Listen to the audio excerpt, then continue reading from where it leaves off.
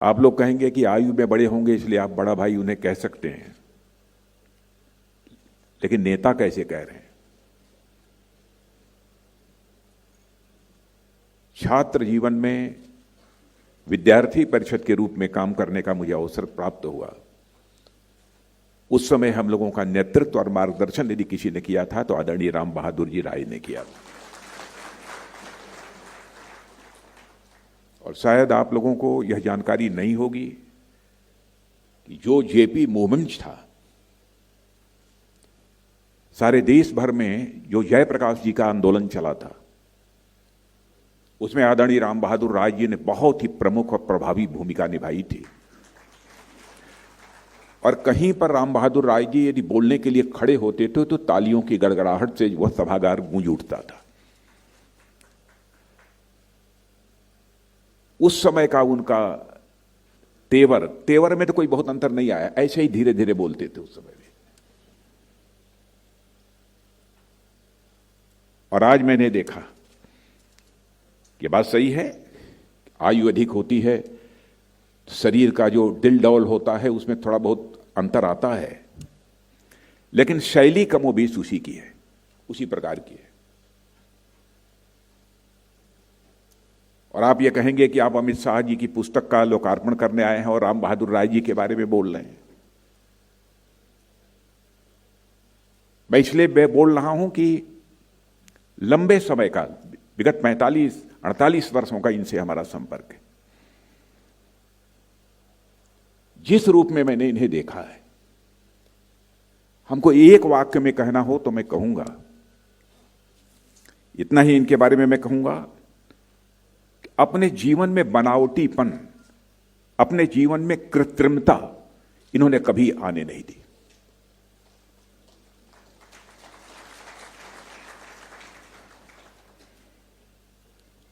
और यह काम कोई कमजोर व्यक्ति नहीं कर सकता, जो साहसी होगा वही कर सकता है। जीवन में कृत्रिमता यानी बनावटीपन को छोड़कर अपने वास्तविक रूप में अपने को बनाए रखना, यह बहुत बड़ा साहस होता है। यह कोई साहसी व्यक्ति ही कर सकता है, कोई दुर्बल व्यक्ति इस काम को नहीं कर सकता। यह हैं हमारे राम बहादुर जी राय। और मैं सच बताऊं कि जब मुझे जानकारी प्राप्त हुई कि आज वह रहेंगे यहां पर, तो मुझे अंतर्मन से, यानी हमारे अंतर्मन में अनुकूल संवेदना हुई। और आज अमित जी की जिस पुस्तक का लोकार्पण हो रहा है,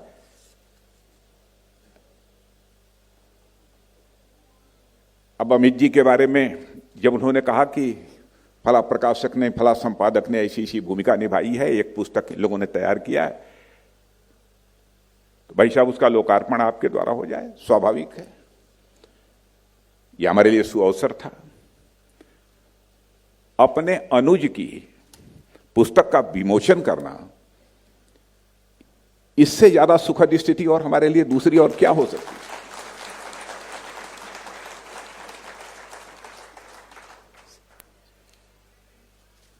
सहज रूप से अपनी मैंने सहमत दे दी है।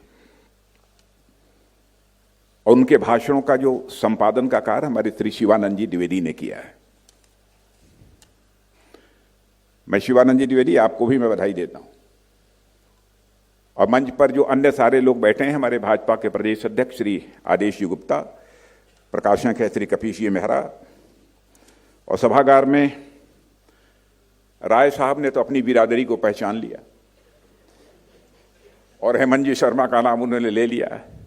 मैं धर्म संकट में हूं, यहां सारी उनको छोड़कर सारी की सारी मेरी बिरादरी बैठी हुई है।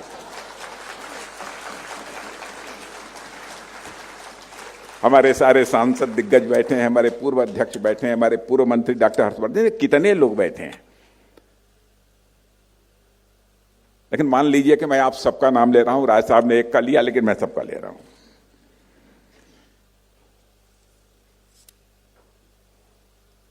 आज जिस पुस्तक का विमोचन हम लोग यहां पर कर रहे हैं, क्या हो गया भाई, जिस पुस्तक का हम लोग यहां पर विमोचन कर रहे हैं, उसका नाम है शब्दांश। यानी जो कहे गए शब्द हैं उनके चुनिंदा अंश,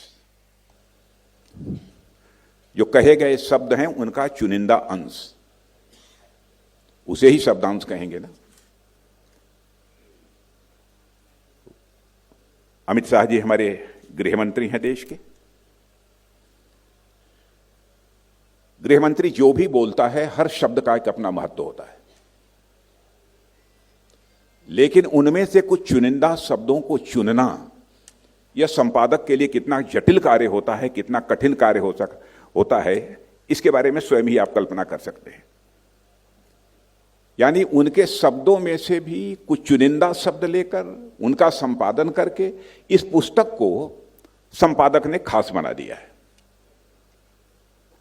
इसके लिए मैं संपादक श्री शिवानंद जी द्विवेदी आपको मैं विशेष रूप से बधाई देना चाहता हूं। और रूपा प्रकाशन ने इसका प्रकाशन किया है, कपीश मेहरा जी। अब रूपा प्रकाशन की एक शाख प्रकाशन के क्षेत्र में तो है ही, और उन्होंने कह दिया कि राजनाथ जी जिस पुस्तक का विमोचन कर देते हैं दूसरे दिन ही वो फिर मार्केट में मिलती नहीं है, सारी बिक जाती है। अब यह जो हमारी बदनामी इन्होंने कर दी यहां पर,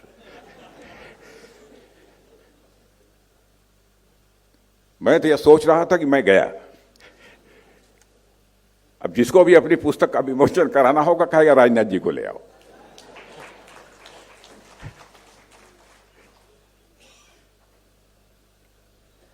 लेकिन अच्छा रहता है कभी पुस्तकों के विमोचन में थोड़ा बहुत, पूरा पुस्तक तो पढ़ने का न समय है न कोई देख पाता है, कुछ पन्ने पलट लेता है, कुछ लोगों से कहता है कि जरा आप देख लीजिए, कुछ हमको बता दीजिए, कुछ लिख दीजिए।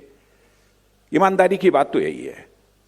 अब कोई राजनीतिज्ञ कहे कि मैंने पूरी पुस्तक पढ़ी है, एक एक अक्षर पढ़ा है, होगा जिस राजनीतिज्ञ के पास बहुत फुर्सत होगी पढ़ता होगा, लेकिन राजनाथ सिंह के पास उतना फुर्सत नहीं है, अभी तो नहीं है। अब आगे आगे क्या होगा ये मैं नहीं कह सकता। सरसरी तौर पर मैंने एक बार देखा है, सरसरी तौर पर। और जैसा राय साहब ने बताया कि उनके अमित भाई के गृह मंत्री बनने के बाद जो उनके कई भाषण हैं, लेकिन उसमें से 28 ऐसे भाषणों का यह संकलन किया गया है। और भाषणों के चयन में इतनी विविधता है, उसमें सुशासन हो, देश की सुरक्षा हो, इतिहास हो, धर्म हो, संस्कृति हो, परंपरा हो, इन सब से लेकर धारा 370 और 3 तलाक के मुद्दे, ये सभी आ गए। और इस किताब में देश की शासन और न्याय व्यवस्था के आदि सूत्र देने वाले चाणक्य भी हैं, और हमारे सनातन धर्म को विश्वव्यापी बनाने वाले इसमें आचार्य शंकर भी हैं।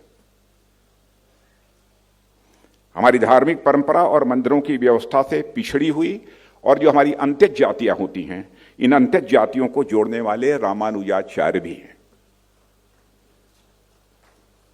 सबका साथ सबका विकास की अनुगूंज करने वाले हमारे यशस्वी प्रधानमंत्री आदरणीय नरेंद्र मोदी जी भी हैं।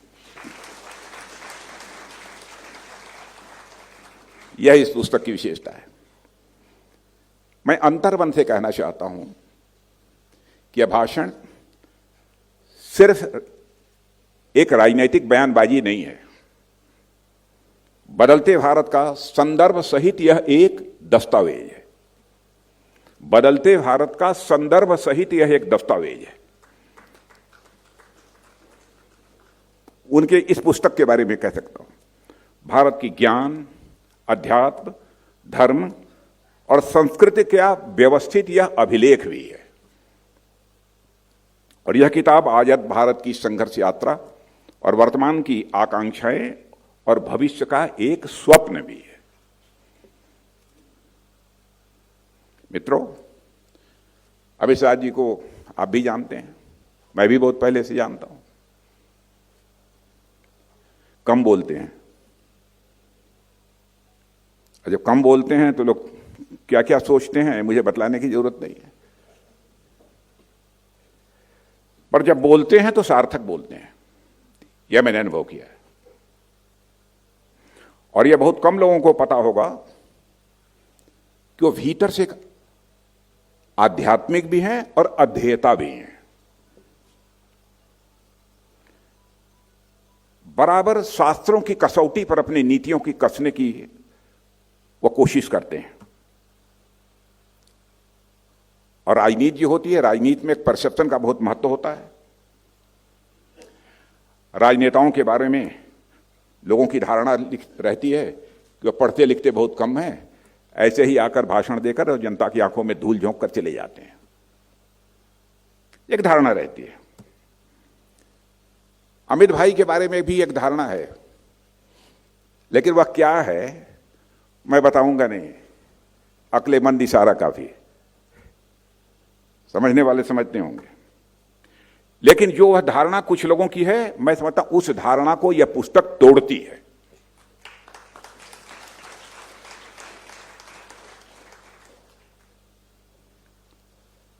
और किताब पढ़ते ही लगता है कि अमित भाई एक गहरे बौद्धिक, विचारवान, वेदों के और भारतीय आर्ष ग्रंथों के अध्येता भी हैं, यानी पढ़ने लिखने वाले हैं। मित्रों, मुझे खुशी है कि चाणक्य से लेकर आज तक की शासन व्यवस्था पर उनका गहरा अध्ययन है।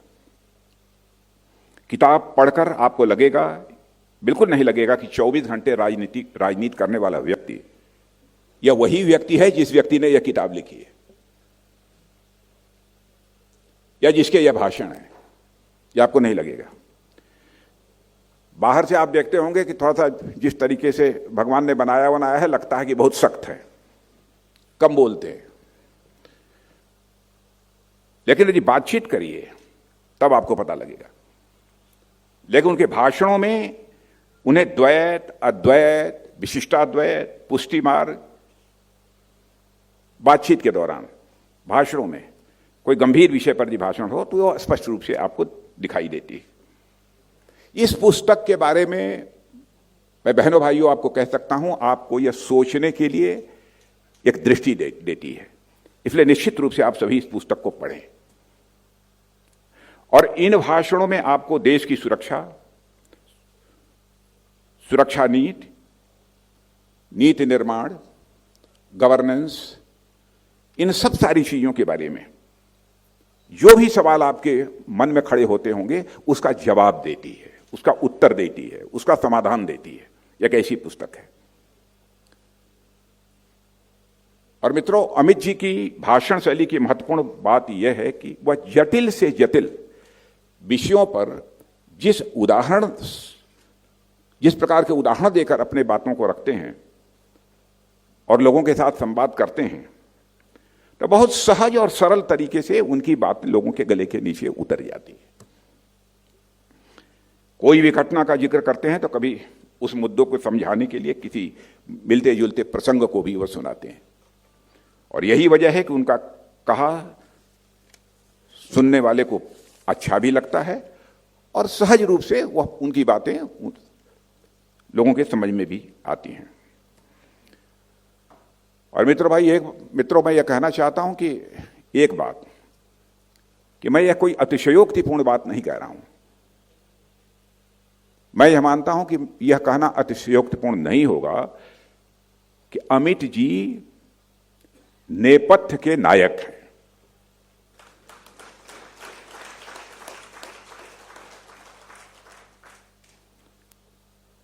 श्रेय की उन्हें कोई लालसा नहीं है और नेपथ्य में रहकर सरकार और पार्टी के बड़े बड़े काम वो करते हुए भी वह इतना पढ़ लेते हैं। यह सचमुच एक आश्चर्य का विषय है, चौंकाने वाला विषय है। और उनके अध्ययन का दायरा और परिवेश गजब का है।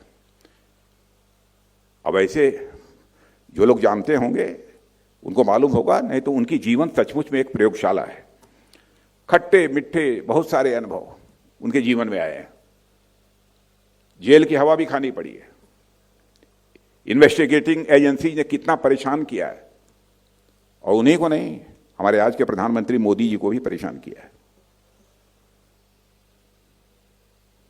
लेकिन उन्होंने हाय तौबा नहीं मचाया है, सारे देश में आंदोलन नहीं किया है।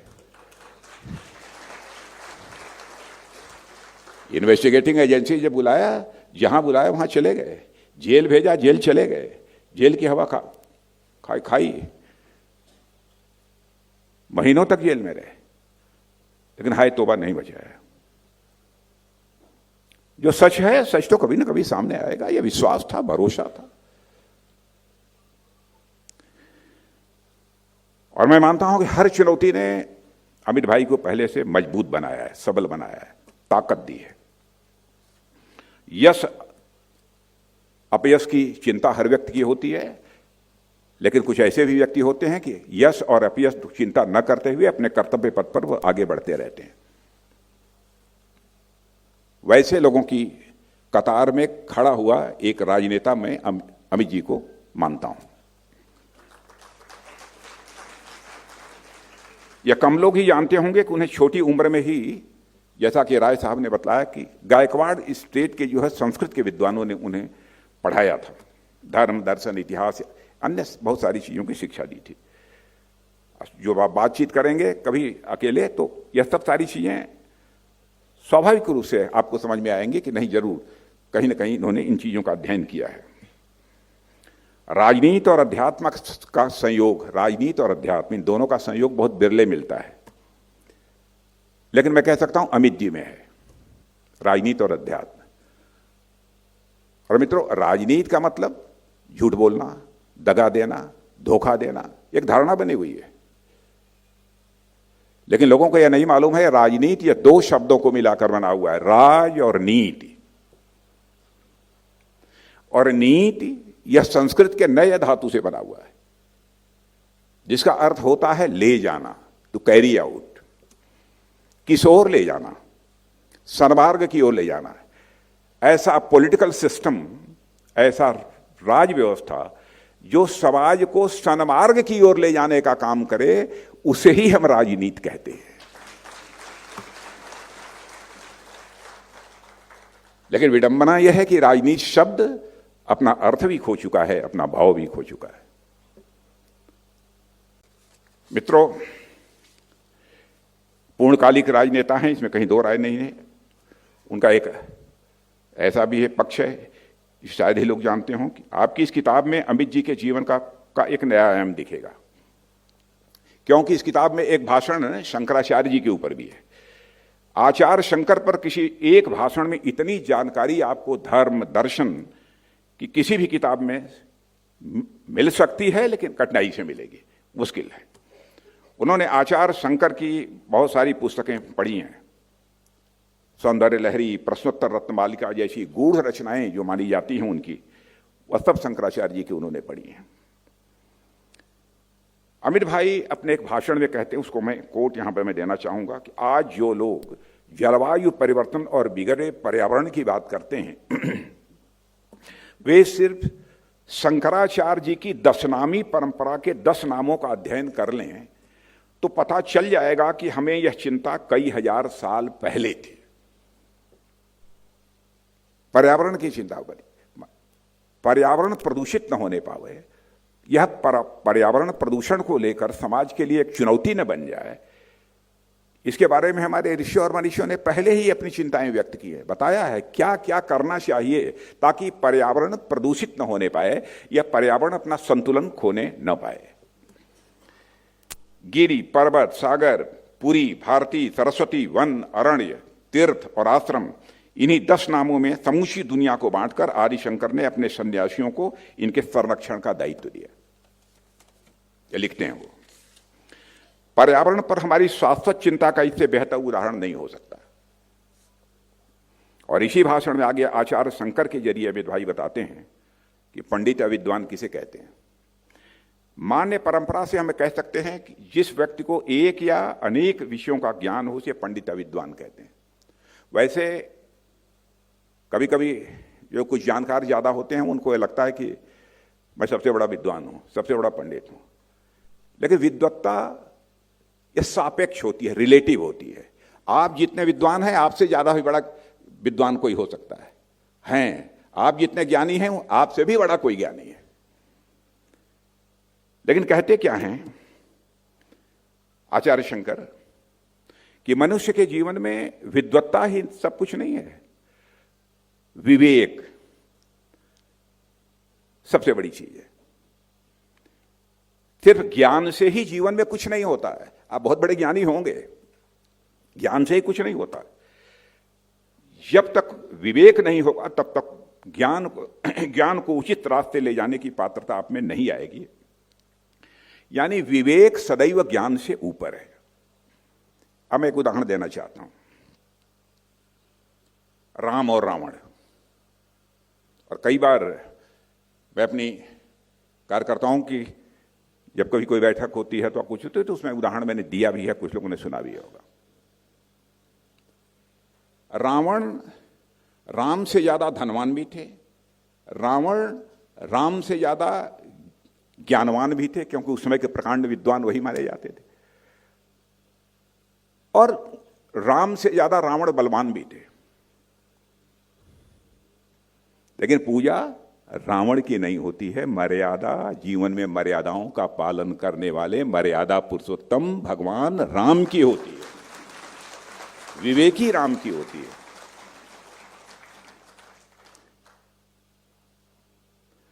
और इस किताब में एक भाषण है स्वतंत्र वीर सावरकर पर, और मैं कह सकता हूं कि इस भाषण को आप पढ़ेंगे तो निश्चित रूप से आपको सम्मोहित करेगा।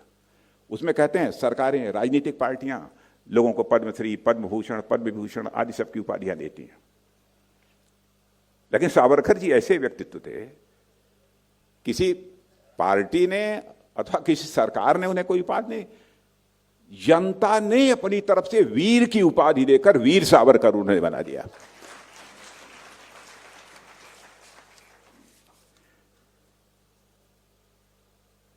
और ऐसा कोई एक व्यक्ति है तो वह सावरकर जी है। मित्रों, इसके लिए कोई आंदोलन नहीं हुआ और देश ने सहज ढंग से सावरकर के नाम के आगे वीर आत्मसात कर लिया। यही सावरकर का परिचय है। और आप शायद आप लोगों को जानकारी हो या न हो, सावरकर जी एक साहित्यकार भी थे, भाषा शास्त्री भी थे। और मित्रों, इस किताब से ही मुझे चला कि डायरेक्शन जो हम बोलते हैं कि इस फला जगह यह डायरेक्शन देने का काम इन्होंने किया है, डायरेक्शन के लिए दिग्दर्शन यह उन्हीं का दिया हुआ शब्द है, यह हम लोगों को जानकारी नहीं होगी।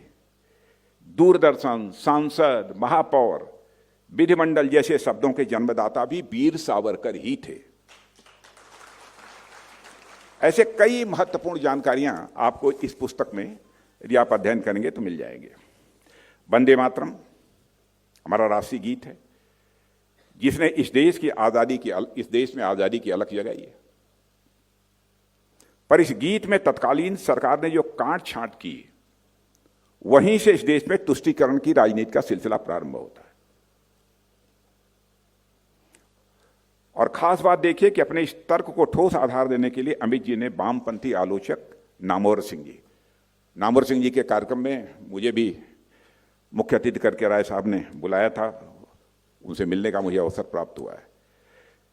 तो वामपंथी आलोचक नामवर सिंह जी और महर्षि अरविंद के कहे का सहारा लिया हुआ, ठोस आधार देने के लिए जो कुछ भी उन्होंने कहा है उसे ठोस आधार देने के लिए किया उन्होंने।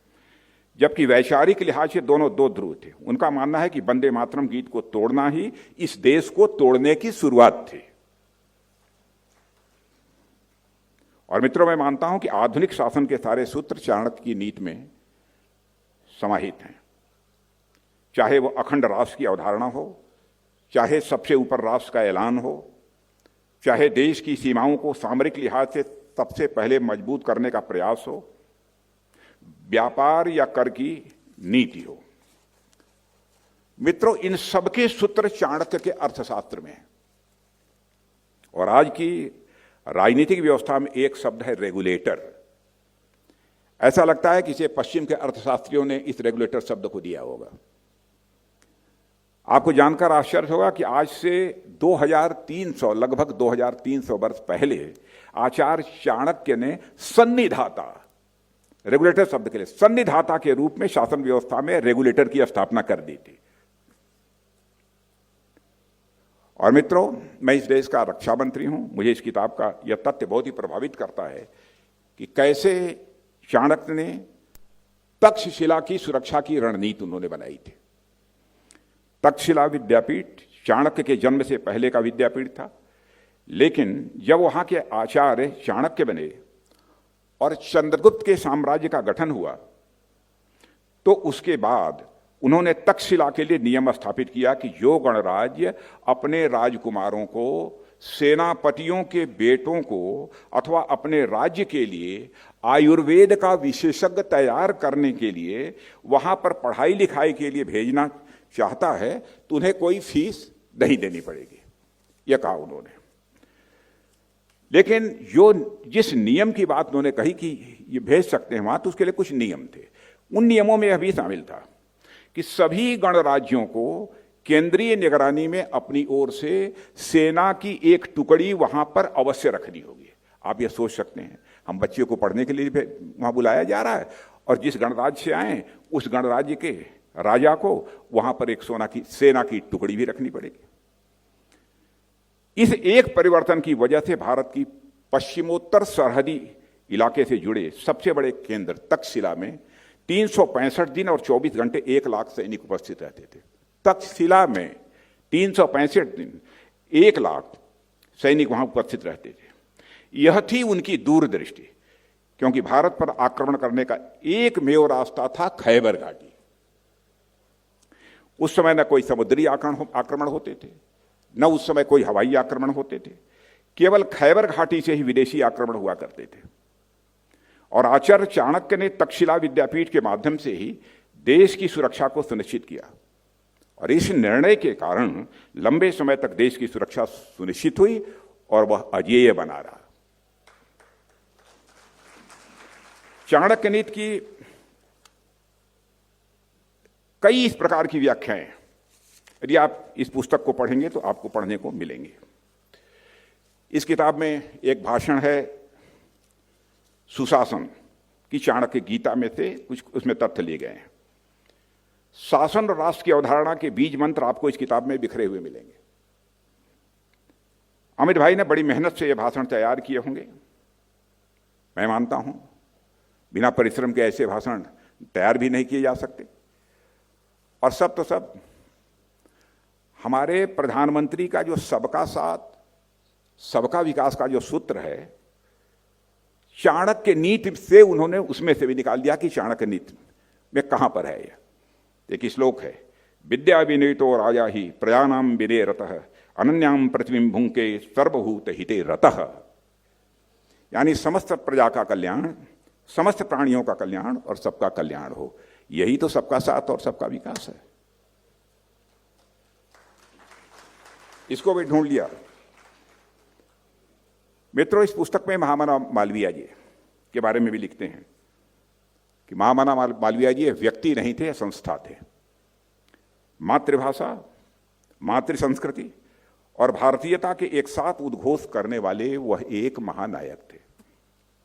उन्होंने ही राष्ट्रीय आंदोलन में राष्ट्रवाद की नींव डाली थी और आजादी की लड़ाई के साथ सांस्कृतिक प्रतीकों को उन्होंने जोड़ा था।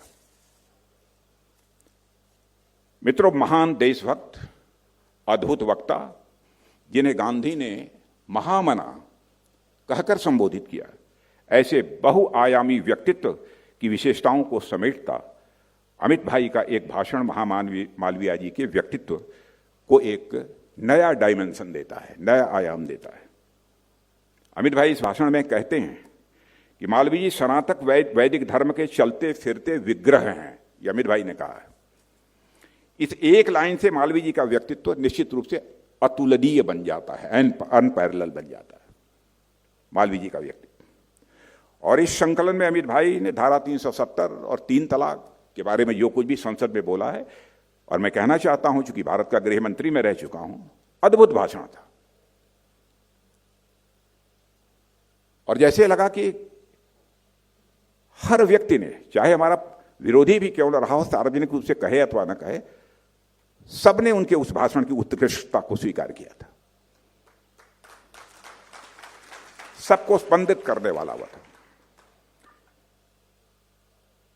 और मैं मानता हूं कि यह पुस्तक जो है आने वाली पीढ़ियों के लिए एक लाइट हाउस का काम करेगी। और मैं आप लोगों से भी कहूंगा, इस पुस्तक को पढ़िए। और इस अवसर पर इससे ज्यादा कुछ न कहते हुए मैं इस पुस्तक के संपादक श्री शिवानंद जी द्विवेदी, बोल रहे थे तो मुझे लग रहा था विद्वान है।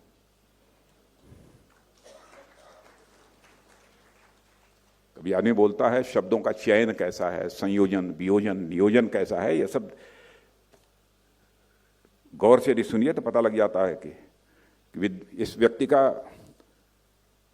विद्वत्ता की दृष्टि से कितना ऊंचा है, कद कितना है।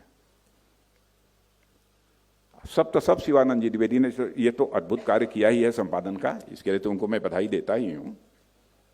लेकिन हमारे प्रकाशक कपीश जी मेहरा, वो भी बोल रहे थे, उनको भी मैं सुन रहा था, प्रकाशक का क्या काम, क्या आई किताबें छाप दिया, बेच दिया। लेकिन मैंने कहा कि इस पुस्तक के प्रकाशक कपीश मेहरा जी भी हैं, है कुछ, स्वयं भी देखते होंगे पुस्तकों की, पुस्तक कैसी है, मार्केट में चलेगी कि नहीं चलेगी। उनकी समझ में आ गई बात कि पुस्तक चलेगी, और उसका प्रकाशन उन्होंने किया है। मैं दोनों लोगों को अपनी तरफ से हार्दिक बधाई देना चाहता हूं इस पुरस्कार के लिए। और इन्हीं शब्दों के साथ आप लोगों ने बहुत ही धैर्य के साथ भाषण किया, इसके लिए आप लोगों के प्रति आभार व्यक्त करता हूं। क्योंकि पुस्तक पर भाषण हो, बल्कि चुप्पी साथ का सुनते रहना, वैसे मैंने भी बहुत झेला है, लेकिन आप लोगों के धैर्य की मैं तारीफ करता हूं। और आज हमारे आदरणीय राम बहादुर राय जी इस कार्यक्रम में उपस्थित रहे, तो सचमुच उससे मुझे बहुत सुखद अनुभूति हुई है। और यहीं पर अपनी बात को समाप्त करते हुए मैं अमित भाई को के भविष्य के लिए अपनी हार्दिक शुभकामनाएं देते हुए, और ऐसे ही पुस्तकें वो सदैव ऐसे ही भाषण करते रहें, सारगर्भित भाषण, और पुस्तकें प्रकाशित होती रहें, इसके लिए हमारी उनको हार्दिक। नमस्कार, मैं हूं मानक गुप्ता। अगर आपको हमारा ये वीडियो पसंद आया हो तो इसे लाइक और शेयर जरूर करें, और हां, हमें सब्सक्राइब और फॉलो करना ना भूलें, ताकि आप देश और दुनिया की कोई खबर मिस ना करें। तो जुड़े रहिए हमारे साथ और देखते रहिए न्यूज़ 24।